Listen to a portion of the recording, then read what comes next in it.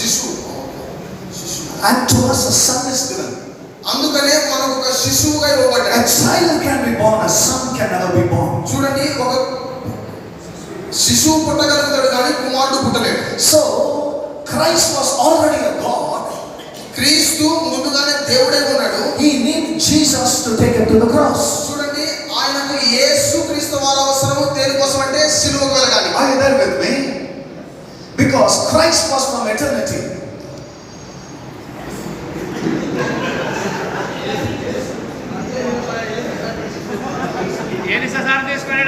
నిత్య నిత్యమా క్రీస్తు ఉంటారు. క్రీస్తుల వారు నిత్య నిత్యము ఉన్నారు. యేసు మరియ కిட்ட అనౌన్స్ பண்ணும்போது గర్భంలో உள்ளவர். చూడండి, అయితే యేసు క్రీస్తు వారు మరియ దగ్గర మాట్లాడేటప్పుడు ఆమె గర్భంలో ప్రవేశించాడు. Are you there with me? మీరు నాతో ఉన్నారు కదా? என்னோட கூட இருந்தா மட்டும் ஒரு அல்லேலூயா சொல்லுங்க. చూడండి, నాతో ఉన్న వాళ్ళందరూ కూడా ఒక మంచి హల్లెలూయా చెప్పండి. You cannot see God in your physical eyes. నీ శరీరపరమైన కన్నులతో నీ దేవుని చూడలేవు. Because God is invisible. దేవుడు అదృశ్యుడై ఉన్నాడు. God is immortal. దేవుడు సాగకూడదు. ఆయన మరణము లేనివాడు. He is the eternal king. ఆయన సజీవుడైన వాడు. But to save you and me, నీవు నేను కూడా he became a man. మనవలే మనిషిలాగా. And this God, ఈ దేవుడే whenever he reveals himself, ఆయన తనను తాను ఎప్పుడైతే బయలుపరుచుకుంటాడో, he reveals himself as a fire.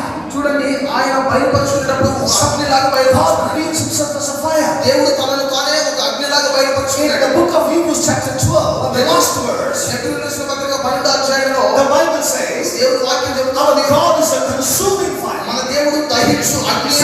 Somebody say, our God, కొంతమంది చెప్పండి, మన he దేవుడు is a consuming fire. ఆయన దహించు అగ్ని అయిన దేవుడు.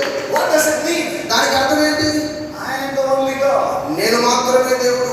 Are you there with me? మీరు నాతోనే ఉన్నారా? If I stand as a consuming fire, నేను ఒక దహించు అగ్ని వలె నిలబడినప్పుడు every God that claims to be God has to burn before this fire. చూడండి, ఈ అగ్ని ముందర దేవుడిగా పిలువబడే ప్రతి ఒక్కరు కూడా కాల్చివేయబడతారు. He is a consuming fire. ఆయన దహించు అగ్ని అయి ఉన్నాడు. And God said, అని దేవుడు చెప్పాడు, if you want to be a wood servant, నీవు కట్టెయాన వెలకరాడుతున్నా నీవు కర్రలాంటి సావుడిగా ఉండాలి. కట్టెయాల ఎత్తుకో, కట్టెలాగానే ఉండు. ఆనా నీ అగ్నియా మారును. అయితే నీవు అగ్ని వలె మారాలి. Hebrews chapter 1 verse 7. హెబ్రీయుల రాసిన పత్రిక 1:7. Who makes his angels wind, but his servants a flame of fire. చూడండి, తా ఊరియక దేవదూతలే కాచుదలాయి பயன்படுத்துகிறார். దేవదూతలను తన వాయువులుగా ఉపయోగిస్తున్నాడు. తన ఊరియకారులయో అయితే తన సేవకులను அவர்களை அக்கினியாய் பயன்படுத்துகிறார். వారిని అగ్నుల వలె నిప్పు వలె వారిని அவர் ఉపయోగిస్తున్నాడు. பட்சிக்கிற அக்கினி, ఆయన దహించు అగ్ని, அவர் கையில் இருக்கிறதான అగ్ని அவருடைய வேலைக்காரர். ఆయన చేతిలో ఉన్న దహించు అగ్ని ఆయన సేవకులు. Are you there with me? In this conference, ఈ కాన్ఫరెన్స్ లో if you really desire for a fire, నీవు అగ్ని కొరకు నిజమైన దాహాన్ని కలిగి if you don't desire, నీవు ఆశ లేకపోతే నీకు see, the heavenly fire is not going to come and sit on you. నీకు నిజముగా ఆశ లేకపోతే ఇక్కడ కూర్చుని But if you really desire, కానీ నీవు నిజమైన దాహాన్ని కలిగి ఉంటే, see, when the first session message was going, మొదటి సెషన్ యొక్క మెసేజ్ వెళ్ళేటప్పుడు he was preaching, ఆయన ప్రసంగం చేస్తున్నాడు. and many people who have been praying. చూడండి, చాలా మంది ప్రజలు ప్రార్థన చేస్తా ఉన్నారు. I don't want to say what you are praying. నేను మీరేం ప్రార్థన చేశారో చెప్పుకుంటూ అనుకుంటా ఉన్నా. You know why? ఎందుకు తెలుసా? You are hungry. మీరు ఆకలితో ఉన్నారు. So when you are hungry, మీరు ఆకలితో ఉన్నప్పుడు you don't want to listen. చూడండి, మీరు ఏమాత్రం వినాలని You want food. మీకు ఆహారం కావాలి. So we cannot serve food to the people who are not hungry. చూడండి, ఎవరైతే ఆకలిగా లేరో వారికి ఏం చేయము, ఆహారాన్ని భోజనం పెట్టము. Many people's parents are being sick. చూడండి, చాలా మంది Parents, తల్లిదండ్రులు అనారోగ్యంతో ఉంటారు. doctors will say, డాక్టర్లు చెప్తారు, గొప్ప టంబ్లర్ పాలు కుడిచారన్నా పోదమ్మా, ఒక ఇడ్లీ సాంబార్ వరాన్ని ఏదన్నా, చూడండి మీ నాయన ఒక గ్లాసు పాలు తాగితే సరిపోదయ్యా అని చెప్తారు. ఒక ఇడ్లీ సాంబార్ చదువు, ఒక ఇడ్లీ తినమని చెప్పారు. పసి పోచిన ఉయిర్ పోచ్చు. చూడండి, ఆకలి పోయిందంటే ఏం పోయినట్టు? ప్రాణమే పోయినట్టు. பசி போச்சுனா உயிர் போச்சு. ఆకలి పోయిందంటే ప్రాణమే పోయినట్టు. இன்னைக்கு நிறைய கிறிஸ்தவர்களுடைய ஆவிக்குரிய பசி செத்ததனால ఈ రోజుల్లో అనేకుల ఆత్మీయ ఆకలి చచ్చిపోవడం వలన ఆరోనుடைய రెండు పిల్లలు, ఆరోను యొక్క ఇద్దరు పిల్లలు తప్పాన నెరుప కాంచారు. చూడండి, తప్పైనటువంటి అగ్నిని చూపించారు. తప్పాన నెరుప కొట్టదనాల తప్పైనటువంటి కర్తరాలే అడిత దేవుడు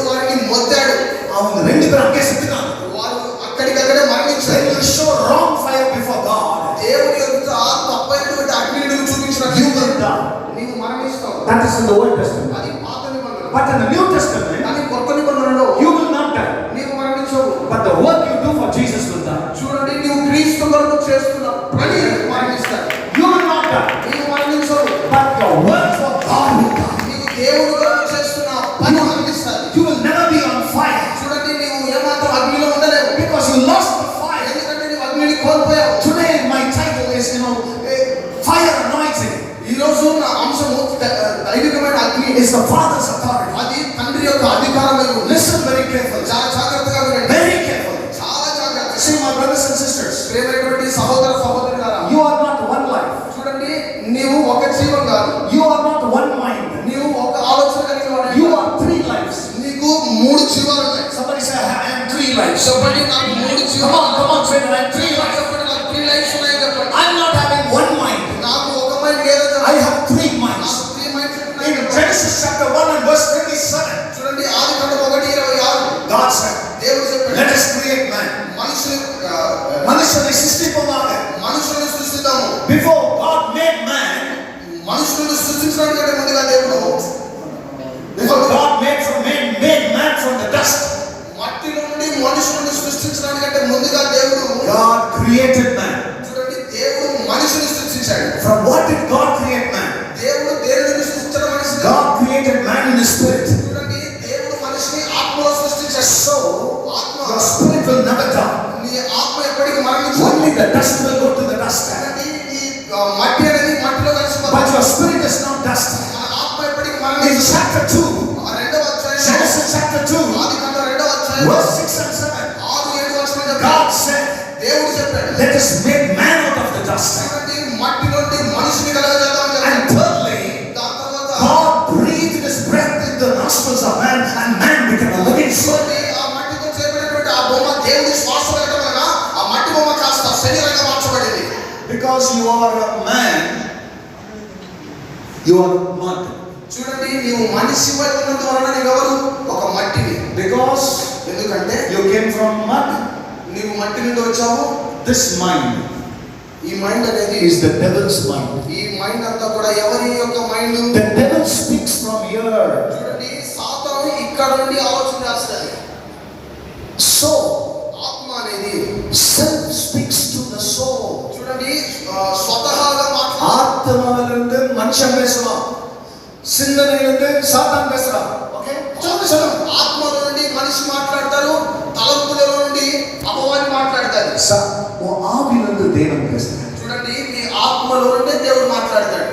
இது ரொம்ப தொலைச்சு மொழிகள். நீங்க ஸ்பிரிட்டுக்கும் ஆத்மாக்கும் சொல்றீங்க. இல்ல கன்னடால இப்படிதான் இருக்கு. அவன் அதான் என்ன பண்ணுங்க எப்படி புரியுது? ஸ்பிரிச்சுவல் காட், ஸ்பிரிட்ல இருந்து காட் பேசுறான். ఆత్మలో నుండి దేవుడు మాట్లాడతాడు. சோல் இருந்து நீ பேசுற. ప్రాణంలో నుండి నీవు మాట్లాడతావు. శరీరంలో సాతాను பேசுறான். శరీరంలో నుండి సాతాను మాట్లాడతాడు. நமக்கு பேட்டிల్ ஃபீல்డ్ எங்க இருக்கு சொல்லுங்க. చూడండి, మనకి యుద్ధం ఎక్కడ ఉంటుంది? இங்கதான். ఇక్కడే.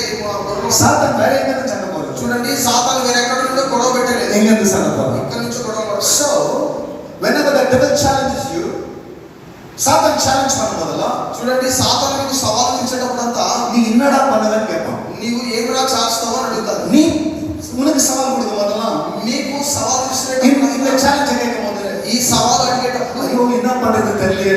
అయ్యో ఏం చేసేది తెలియలేదే అంటాడు. ஆனா தேவன் பேசுறான், అయితే దేవుడు మాట్లాడింది, நீ பயப்படாத நான் ஒப்புடுவேன். నేను భయపడవద్దు, నేను నీతో ఉంటానని చెప్పాడు. நல்லா தூங்கிக்கிறீங்களா இல்ல விஷயம் బాగా నిద్రపోతా ఉన్నారా లేకపోతే విశ్రాంతి తీసుకుంటున్నారా? நல்ல கால் போட்டு சொல்லி சாப்பிட்டாங்க. మంచిగా కాలేజీలో బాగా నిద్రపోతుంటే எவ்வளவு உள்ள ஏறுதுன்னு தெரியல. நீ படுத்து கூட கேட்கலாம், பிரச்சனை இல்லை. మీరు పడుకుని కూడా ప్రసంగం ஆனா நீங்க கேட்கறது கர்த்தருடைய வசனம் நினைச்சீங்க. అయితే మీరు వినేది దేవుడి వాక్యం. ஐயா ஏசப்பா வந்து உட்கார்ந்தாருன்னா நீ உட்காருவியா? అయ్యా, ఇప్పుడు మీరు ఆలోచించండి. அப்போ உங்களுக்கு என்ன பயம் இல்லை, ஏசு இருக்கிறாருன்னு இல்லை. యేసయ్య ఇక్కడ இன்னைக்கு நிறைய ஊழியக்காரங்களுக்கு என்ன போயிடுச்சுன்னா, ரட்சிக்கப்பட்ட பாவிங்க பாஸ்டர் ஆகிட்டு கடவுள் மேலே உட்காந்துக்கலாம், கடவுள் பண்ணாங்க. చూడండి, యేసు ప్రభుల వారు ఇక్కడ వచ్చి కూర్చుంటే మనం ఆయన ముందర అలాగే కూర్చుంటామా? ఈ దినాల్లో సేవకులందరూ ఎలా అయిపోయారంటే రక్షింపబడిన తర్వాత దేవుడి వల్లే కూర్చుంటాం. இதெல்லாம் என்ன காட்டுது? ఇదంతా దేవుడు చూపిస్తాం. சாத்தான் தேவ பயத்தை தூக்கி போட்டான் நம்ம கிட்ட காட்டுது. చూడండి, సాతాను దేవుడి భయం తొలగించదంతా చూపిస్తా ఉంది మనకు. கொடுக்குறீங்களா? అవునా? இந்த பைபிள கையில வச்சிருந்தாங்களே எல்லாம் ஏசாமி வந்த போது ஏசாமி கொண்டாரு.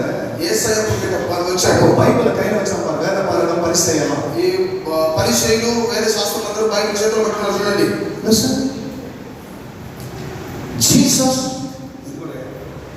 జీసస్ యేసయ్య அவருடைய ஃபுல் க்ளோரியில యేసుక్రీస్తు ఆయన సమస్త పూర్ణ మహిమ వానయ సింహాసన భూమి పాదపడినారు. చూడండి ఆకాశం నా సింహాసనం భూమి నా పాదపీఠము. ஆனா மாம்சத்துல ఫ్లెష్ல అయితే ఆయన శరీరంలో அந்த మహిమ ఆ మహిమనంతా కూడా కప్పివేసుకుని నడవబోదు.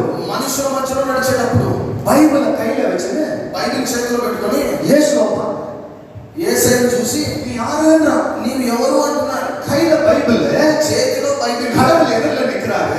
దేవుడు పక్కన நீ யாருன்னு கேக்குறான். నీవు ఎవరు అంటున్నారు. ஆனா ஒரு சாசு குடிச்ச மகனுடைய அம்மா నీకు ఒక దయ్యము పట్టిన కుమారుడి యొక్క వాళ్ళ అమ్మ அவர்கிட்ட வந்து ఆయన దగ్గరికి వచ్చి ஆண்டவரே ప్రభువా అన్నాడు. தெய்வமுடைய நந்து దయ్యాలు కూడా ஆண்டவரே ప్రభువా అన్నాడు. ஆனா பைபிள வச்சிருக்கிற பாஸ்டர்களுக்கு மாத்திரம் బైబిల్ చేతిలో పట్టిన పాస్టర్లు கடவுள் யாருன்னே தெரியல. దేవుడు ఎవరు అన్నదే తెలియదు. 3 வருஷக்கான ஏசாமிக்குள்ள இருக்கிறாங்க. 3 సంవత్సరాలు యేసయ్యతో இயேசு கேக்குறாரு, యేసయ్య అడుగుతున్నాడు, என்ன நீங்க யாரை நினைக்கிறீங்க? మీరు నన్ను గురించి ఏమని అనుకుంటున్నారు. 11 பேருக்கும் இயேசு யாருன்னு தெரியல. 11 మందికి కూడా యేసయ్య ஆனா ஒரே வார்த்தை மட்டும், అయితే ఒకే ఒక్కరు మాత్రం நீ ஜீவனுள்ள தேவனுடைய குமாரனாகிய கிறிஸ்து. మీరు సజీవుడైన దేవుని కుమారుడు అన్నాడు. So you will never know God by your intellectual knowledge. చూడండి మీ శరీరపరమైన జ్ఞానంతో దేవుడు ఎవరు You will never know God by your experiential knowledge. చూడండి నీ జ్ఞానంతో నీ అనుభవంతో దేవుడు ఎవరు You తెలుసుకోలేవు. will know God only by the revelational knowledge that God gives to you. చూడండి దేవుడు నీకు తానే ఇచ్చిన ప్రత్యక్షత ద్వారా మాత్రమే దేవుడు ఎవరు తెలుసుకోగలుగుతాడు. You need revelation. నీకు ఒక ప్రత్యక్షత కావాలి.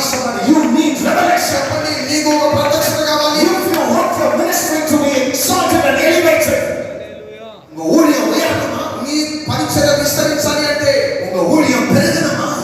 నీ పరిచర్య గొప్పదవ్వాలి అంటే பல ஸ்டேட்ல பல டிஸ்ட்ரிக்ட்ல పల రాష్ట్రాల్లో అనేక జిల్లాల్లో உன் மேல தேவன் ஒரு நெருப்பை வச்சிட்டாருன்னா, నీ మీద దేవుడు ఒక మంట ఒక உன் ஊழியத்துல ஒரு நெருப்பை வச்சிட்டாருன்னா, నీ సేవలో ఒక నిప్పులు పెట్టాడే అనుకో. நீங்க கேன்சர் பேஷண்ட் மேல கை வைப்பீங்க. మీరు క్యాన్సర్ పేషెంట్ గురించి శ్రమలో பண்ணவானா మీరు ప్రార్థన நீ చేయదు, தொடுவ. మీరు తాకుతారు. ஆனா நெருப்பு வேலையை செய்யும். అయితే అగ్నితో మంట జరుగుతుంది. உன் சர்ச்சில் சிலர் வந்து இது பாருங்க, சர்ச்சிலையும் குடிக்காரங்க, பாஸ்டரும் குடிக்காரங்க. చూడండి సంఘాల్లో కొంతమంది చూడండి విశ్వాసులు తాగుబోతుగా ఉంటాడు, పాస్టర్లు తాగుబోతుగానే ఉంటాడు. போதை ஏறிடுச்சு. நீ குடிக்காரங்க தான் விசுவாசம் குடிக்காரங்க. చూడండి నువ్వు తాగుబోతుగా ఉంటే నీ విశ్వాసం మీద తాగుబోతులుగానే ఉంటారే. Let us be frank. ఉన్నట్టుగా చెప్తాం ఒకసారి. நீங்க மாயக்காரங்க தான் விசுவாசம் மாயக்காரங்க. మీరు మోసపరిచే వారిగా ఉంటే మీ విశ్వాసులు కూడా మోసపరిచే వారిగా ఉంటారు. மறந்துடாத, நீ எப்படி இருக்கிற அந்த மாதிரி பிள்ளையை தான் சர்ச்சில் பெற்றிருக்க. చూడండి మర్చిపోతే ఈ విషయాన్ని, మీరు ఎలాంటి వ్యక్తులుగా ఉంటారో అలాంటి పిల్లలని నీ సంఘంలో As you are, so your children will be. నీవు ఎలా ఉంటావో నీ పిల్లలు కూడా అలాగే. If you are fire, నీవు అగ్నితో ఉన్నట్లయితే your children will be నీ fire. పిల్లలు కూడా అగ్నితోనే Your ministry will be on fire. పరిచర్య అగ్నితోనే ఉండాలి. Our God is a consuming fire. మన దేవుడు దహించు అగ్ని అయిన దేవుడు. யாருன்னா சொல்றீங்களா பாருங்க, கடவுள் చెప్పండి ఎవరైనా చెప్తా ఉన్నారా నా దేవుడు நல்லா பிரியாணி போட்டு சிக்கன் போட்டுட்டா நாங்க எங்க சொல்றது இல்லைங்களா? బాగా మంచి బిర్యానీ పెట్టి చికెన్ వేస్తే ఎట్లా అయ్యాలని చెప్తా ఉంటారు. அதெல்லாம் தான் நான் சொன்னேன், ஒரு பீஸ் கூட கறி போடாது. అందుకని నేను చెప్పాను నాకు ఒక పీస్ కూడా చికెన్ ఎంతో చెప్పాను. இவ்வளவு ரைஸ் போட்டு ஒயிட் ரைஸ் போடு. ఇంత రైస్ అయితే అంత వైట్ రైస్ வெறியா எனக்கு மோர் ஊத்து. మంచిగా గ్రేవీ మాత్రమే. ஏன் சொல்லுங்க, வேலை செய்யுங்க. ఎందుకంటే నేను పని చేయాలి మళ్ళీ. இப்ப நான் ஒரு விஷயம் சொல்றேன். ఇప్పుడు నేను ఒక విషయం ஏசப்பா சொன்னாரு, యేసయ్య చెప్పాడు, யாரும் உங்க வார்த்தையை கேட்காம ஏத்துக்காம போயிட்டா நீங்க கூறின அந்த ஆசீர்வாதம் உங்களுக்கே திரும்பி வரலாம். చూడండి యేసయ్య చెప్పాడంటే ఎవరైనా మీ మాటలు అంగీకరించకపోతే మీ ఆశీర్వాదం మళ్ళీ మీ ఎదురుగా వస్తుందని చెప్పాడు. எவ்வளவு பேர் இந்த உட்கார்ந்து கேட்காத போயிட்டீங்களோ அதெல்லாம் எனக்கு. ఇక్కడ ఎంతమంది కూర్చున్నారో వాళ్ళందరూ కూడా దాన్ని వినకుండా పోతారు. అదల్లా కూడా పాస్టర్ గారికి உங்களுக்கு கொடுக்கறதுக்காக தான் நான் நிறைய பணத்தை செலவு பண்ணுவேங்க. చూడండి మీకు ఇవ్వడానికి అనేకమైన ధనాన్ని ఖర్చు పెట్టి ఇక్కడికి వచ్చున్నాను. ஆனா நீங்க வாங்கிட்டு போனா உங்களுக்கு இதை நான் ஏன் అయితే దాన్ని మీరు తీసుకుపోతే మీకు లేదంటే మాకు சொல்லுங்க, அது எனக்கு தான் சொல்லுங்க. చెప్పండి, అది నాకేం அந்த చెప్పండి. நெஞ்சு மேல கை வச்சு சொல்லுங்க, எனக்கு தான் ஆண்டவரே. சொல்லுங்க, நெஞ்சு மேல கை வச்சு சொல்லுங்க, எனக்கு தான் ஆண்டவரே. నాకేం చెప్పండి. சொல்ல மாட்டீங்களா? చెప్పకున్నారే ఎవరన్నా? வாங்க கை வச்சலையா చేయి పెట్టు நல்லா சொல்லுங்க చెప్పు నాకేనయ్యా చెప్పు. నాకే. నాకే 39 வருஷமா நான் ஊழியம் செஞ்சேன் 31 సంవత్సరాలుగా సేవ 16 వయసులో రక్షించబడ్డాను 16 ఇయర్స్ 16 సంవత్సరాలు రక్షింపబడ్డాను. 55 వయసు 6 మాసం 50 సంవత్సరాల 6 నెలల వయసు 55 years 6 months 55 సంవత్సరాల because God is using me ఎందుకంటే దేవుడు నన్ను இந்த ఉపయోగించాడు. தமிழ்ல ஒரு பழமொழி சொல்றோம் குண்டி சட்டிலே குதிரை ஓட்டுறது చూడండి తమిళ్లో ఒక సామెత ఉంటుంది.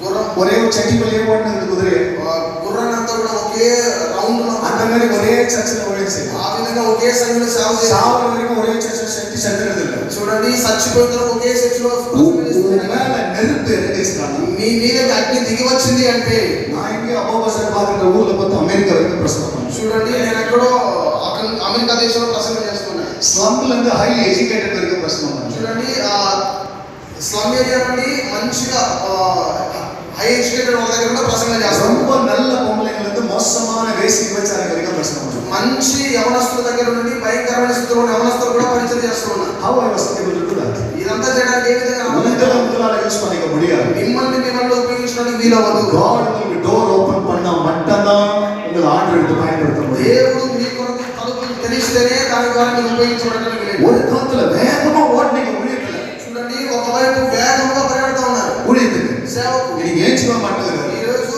లేచుకొని రావడానికి யார் நான் ஃபோன் பண்ணா கூட பிஸியா இருக்கிறாரு ఎందుకంటే ఫోన్ చేస్తే బిజీగా ఉన్నానని చెప్తాడు. என்ன சொல்லுங்க ఏం చెప్పాలి? எங்கேயுமே போகாத பிஸிங்க பாத்துக்கிறீங்களா ఎక్కడికి పోతాడు తెలుసా బిజీగా? அது நிறைய பாஸ்டர்ல பார்க்கலாம் చాలా పాస్టర్ చూద్దాం. எங்கேயுமே போறதில்ல ఎక్కడికి పోయాడు? நான் பிஸியா இருக்கிறேன் నేను బిజీగా ఉన్నాను. பொய் பொய் பொய் అబద్ధం అబద్ధం. ஏன்னா நெருப்பு இல்ல ఎందుకంటే అగ్ని లేదు.